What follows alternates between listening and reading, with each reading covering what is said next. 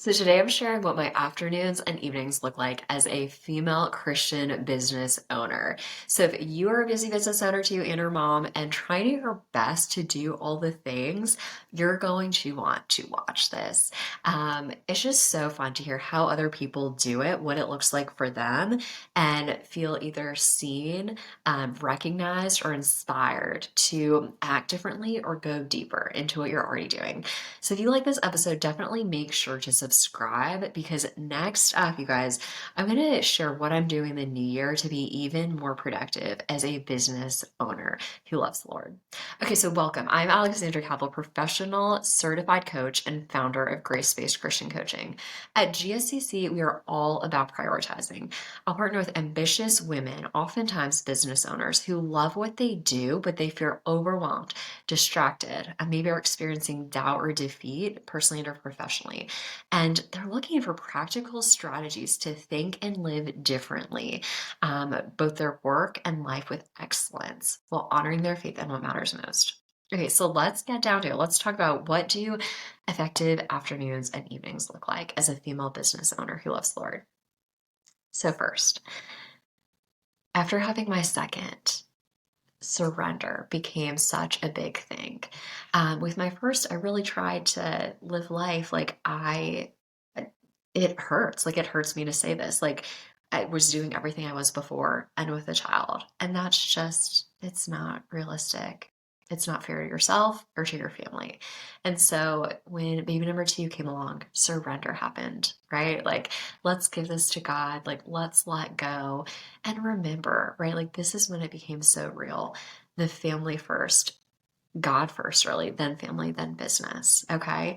And after I had my third, this just really anchored that in that much more. So, all that to say, when I bring my girls home from preschool, we'll put them down for nap and or my oldest at this point, it's mainly just quiet time.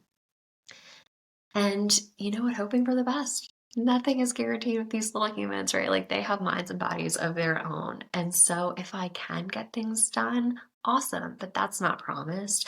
And just really living with open hands as much as possible and trust that God is going to get done what you need to get done today. And just embracing that and honoring that. Okay, so if there is space, awesome. We'll get to knock out some more work and or maybe some quiet time. Something that I had done in seasons that felt really busy, but I still wanted to be productive was maybe this was an invitation to put work to the side and use this nap time to do something that was helpful but productive personally. So one of the things that I am an avid doer of is taking screenshots, right? Pictures of things, ideas, all of it, and actually going through them. So sometimes this is my time to do that, and that feels really good. Um, but when that time is over, it's the girls. Like, it is them, right? We do part-time childcare so that they can get a good nap, so that I can have really good quality time with them in the afternoons and like making it about them, being fully present.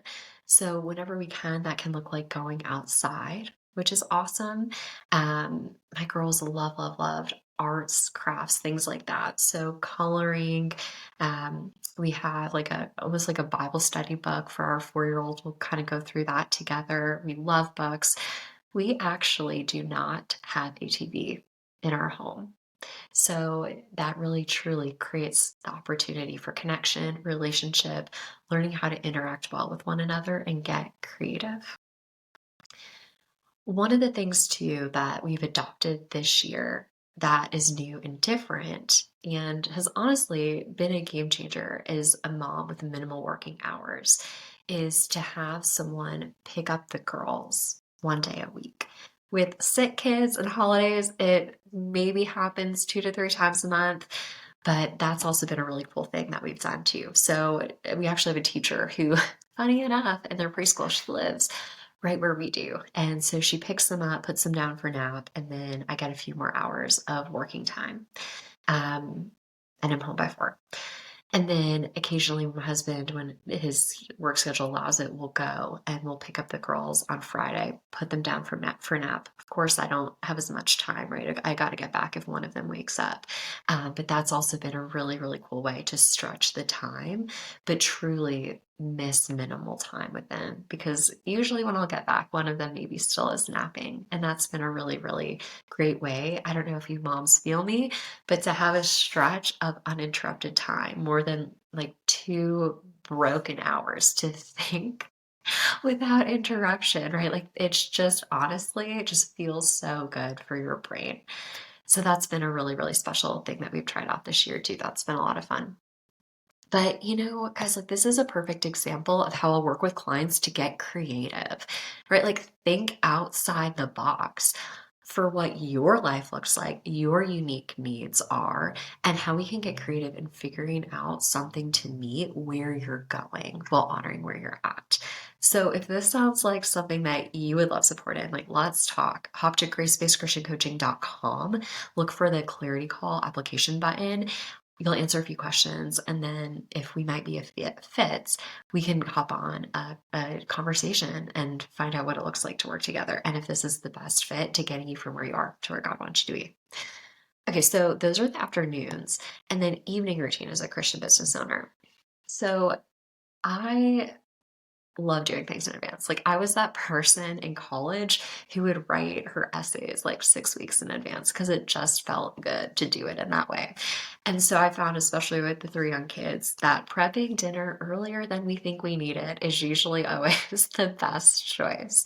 So I'll go ahead and do that. On the days when my husband gets home early enough, we can all eat together in the dining room, which is fabulous. The way our newer house is set up, it doesn't happen as naturally as it did before, which we miss. So we're practicing our table manners, throwing beach towels on the cloth chairs that we bought when we were child free, and just enjoying it as much as we can.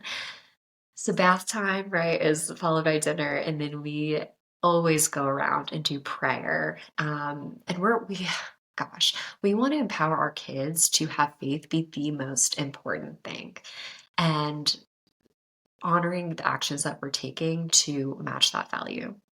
So one of the things we do is we go around. I'll do this with the girls in the morning on the drive to school too, but with my husband, and we'll each pray about our day. So he'll start, then I'll go, then my 4-year-old, and then my 2-year-old, and then I could just cry with gratitude for it. Even my 1-year-old is kind of in on it.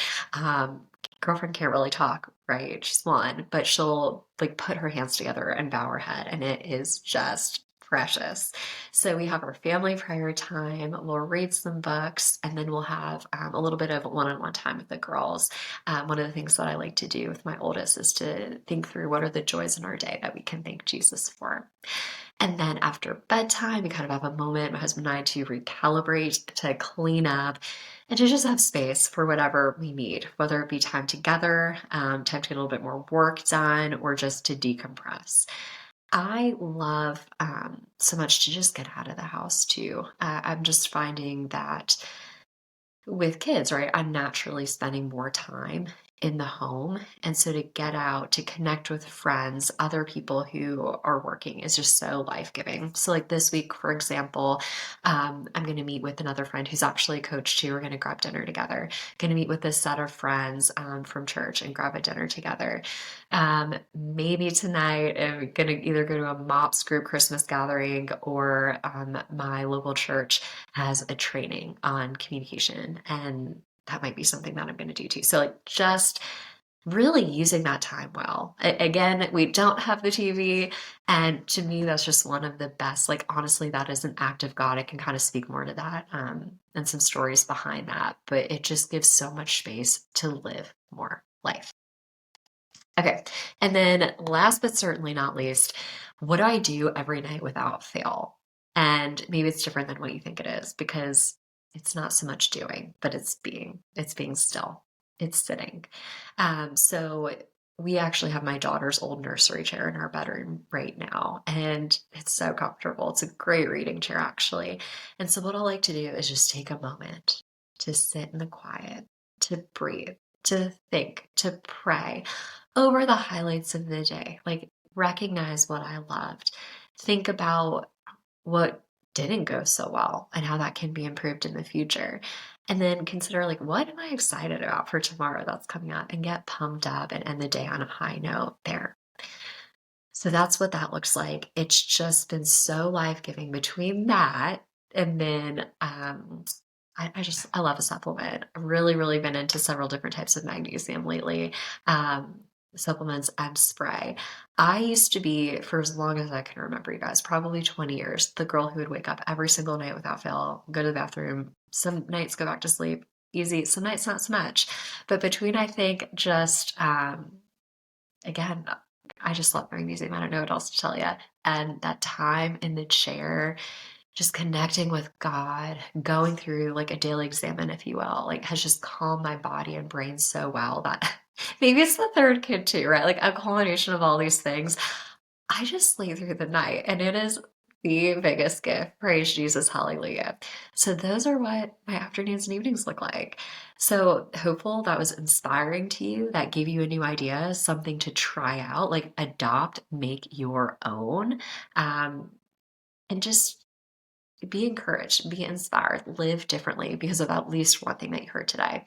And you guys, don't forget, subscribe to this podcast and YouTube to stay connected, plugged in, like get life-giving content to change things for the better.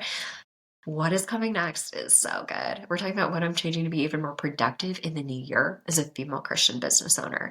So if you are thinking ahead a little bit to 2025 and considering how you want to refine and what that could look like, this episode is it. Screenshot this podcast, share it with a friend through text or on social media. We need more Jesus, like simply, period, we do.